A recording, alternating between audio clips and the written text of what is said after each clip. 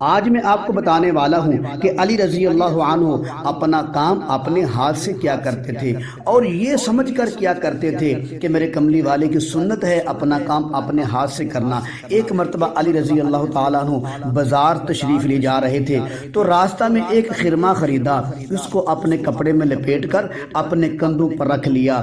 جانے لگے تو ایک آدمی نے عرض کیا، یا امیر المؤمنین، یہ خرمہ میں اٹھا کر پہنچا دیتا ہوں۔ تو اس پر علی رضی اللہ عنہ نے فرمایا، آپ ایسا نہ کریں، میں اس کے اٹھانے کا زیادہ حقدار ہوں، کیونکہ اپنا کام خود کرنا کملی والے کی سنت ہے، میرے محمد مصطفیٰ کی سنت ہے۔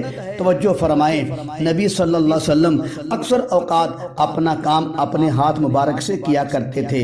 نبی صلی اللہ علیہ وسلم کی سنت پر عمل کرتے ہوئے علی رضی اللہ عنہ بھی اپنا کام اپنے ہاتھوں سے کیا کرتے تھے، مگر آج کل حالات بالکل الٹ ہو چکے ہیں۔ جو چھوٹا سا افسر بن جاتا ہے، جو گلیوں اور نالیوں کا وزیر بن جاتا ہے، وہ اپنی کار کا دروازہ خود نہیں کھول سکتا، اپنے سر پر چھتری خود نہیں اٹھا سکتا، اپنا جوتا خود نہیں پہن سکتا، پتہ نہیں وہ اپنے ہاتھ سے روٹی کیسے کھاتا ہے، پتہ نہیں وہ استنجا کیسے کرتا ہے۔ مجھے تو خطرہ رہتا ہے کہیں ایسا وقت نہ آ جائے کہ استنجا کرنے کے لیے بھی کوئی آدمی رکھ لیں، کیونکہ ان کے بازوؤں کو اقتدار کا فالج ہو گیا ہوتا ہے۔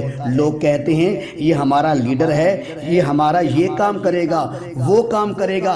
میں کہتا ہوں یہ تمہارا کیا کام کریں گے جو اپنے ہاتھ سے اپنی گاڑی کا شیشہ نہیں کھول سکتے، اپنے ہاتھ سے اپنی گاڑی کا دروازہ نہیں کھول سکتے؟